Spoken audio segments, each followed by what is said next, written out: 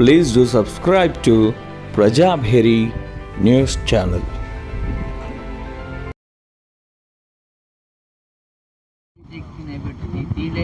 वो घटना को करो वो क्या बोलते हैं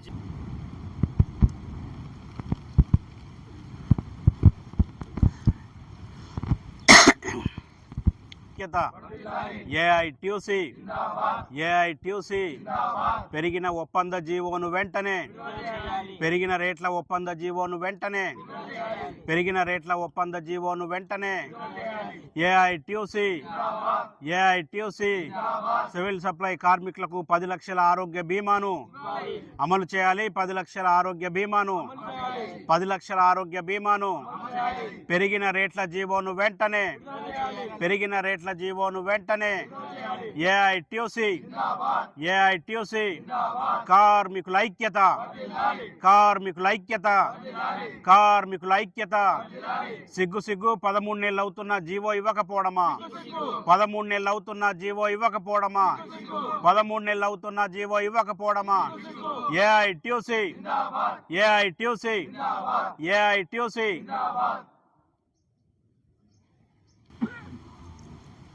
ఈరోజు ఏఐటీయూసీ తెలంగాణ రాష్ట్ర సివిల్ సప్లైస్ కార్పొరేషన్ హమాలీ యూనియన్ ఇచ్చినటువంటి పిలుపులో భాగంగా నిజామాబాద్ జిల్లాలో నేటి నుండి సమ్మెకు పూనుకోవటం జరిగింది.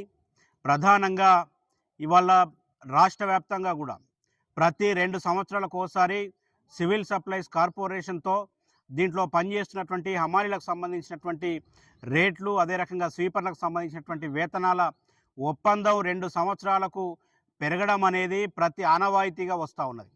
మరి ఈసారికి సంబంధించి కాంగ్రెస్ ప్రభుత్వం అధికారంలోకి వచ్చిన తర్వాత 2023 డిసెంబర్ 31వ తారీఖుకే హమాలీలు స్వీపర్లకు సంబంధించినటువంటి గత వేతన ఒప్పంద కాలపరిమితి ముగిసింది. జనవరి 1, 2024 నుండి నూతన రేట్లు, నూతన వేతనాలు అమల్లోకి రావాల్సినటువంటి అవసరం ఉన్నది.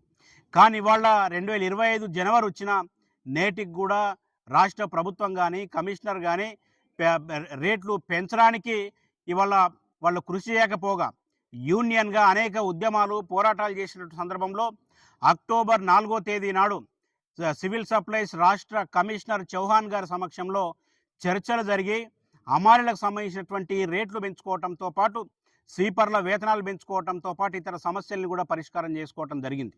మరి వాళ్ళ ఒప్పందం కుదిరి 4 నెలలు అవుతున్నా కమిషనర్ గారి నిర్లక్ష్యం వల్ల నేటికి కూడా జీవో వచ్చినటువంటి పరిస్థితి లేదు. ఇప్పటికే అనేక సందర్భాలుగా ఏఐటీయూసీగా యూనియన్గా కమిషనర్ గారితోని అధికారులతోని చర్చించడం జరిగింది. అయినా కూడా కమిషనర్ గారు నిర్లక్ష్యం చేస్తూ ఉన్నారు. ఫైనాన్స్లో ఉందని, సెక్రటేరియట్లో ఉందనే పేరుతోని దాదాపు 4 నెలలుగా వారు కాలయాపన చేస్తూ రావడం జరిగింది. పోయిన నెల 18వ తేదీ రోజు కమిషనర్ గారిని కలిసి స్వయంగా సమ్మె నోటీస్ ఇవ్వటం జరిగింది. అయ్యా 31వ తేదీ వరకు మాకు ఒప్పందం జరిగినటువంటి రేట్లు, వేతనాలకు సంబంధించిన జీవోను విడుదల చేయండి, లేకుంటే కనుక 1వ తేదీ నుంచి సమ్మెకు పోతామని చెప్పేసి స్వయంగా కమిషనర్ గారిని కలిసి సమ్మె నోటీస్ ఇచ్చినా నేటికి కూడా కమిషనర్ గారిలో చలనం లేనటువంటి పరిస్థితి ఏర్పడతా ఉన్నది.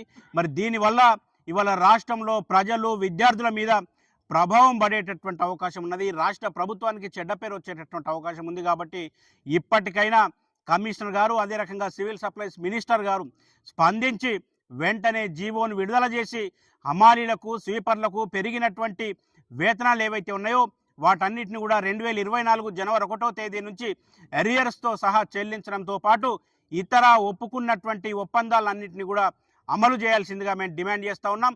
లేకపోతే కనుక అది వచ్చేంత వరకు కూడా యూనియన్ ఆధ్వర్యంలో సమ్మె కొనసాగుతుందని, దీనికి అధికారులు, రాష్ట్ర ప్రభుత్వమే బాధ్యత వహించాలని హెచ్చరిస్తా ఉన్నాం.